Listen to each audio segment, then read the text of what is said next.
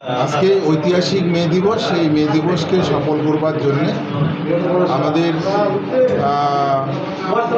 আমাদের রাজ্য আইএনটিটিউসির নির্দেশে আমরা শ্রমিক সমাবেশ এখানে ডেকেছি, ছোট্ট করে হলেও, এবং প্রত্যেকটা জেলার বিভিন্ন প্রান্তে প্রত্যেকটা দলীয় কার্যালয়ের সামনে, শ্রমিক সংগঠনের কার্যালয়ের সামনে এই দিনটাকে পালন করা হয়েছে এবং যথাযথ অনুসারে আজকে জেলা অফিসের সামনে আমরা যে সমাবেশটা ডেকেছি, ছোট্ট করে শ্রমিক সভা ডেকেছি, তার মূল উদ্দেশ্য হলো কিছু কর্মসূচি জেলা স্তরে আমরা ঘোষণা করব।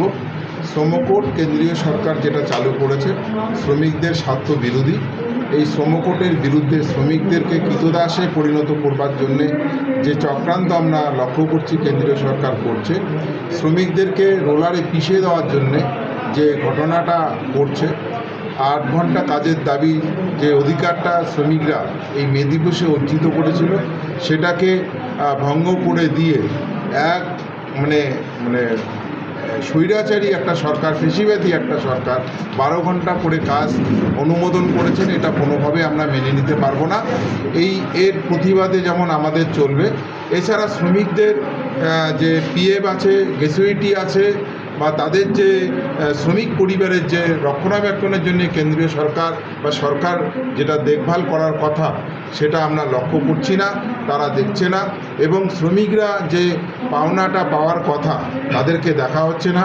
শ্রমিক ছাঁটাই চলছে, বেকারত্ব জ্বালা বাড়ছে, দ্রব্যমূল্য জিনিসপত্রের দাম বাড়ছে, এবং যেভাবে একটা রাজনীতি করার চেষ্টা চলছে কেন্দ্রীয় স্তরে, সেটার ধিক্কার আমরা জানাই।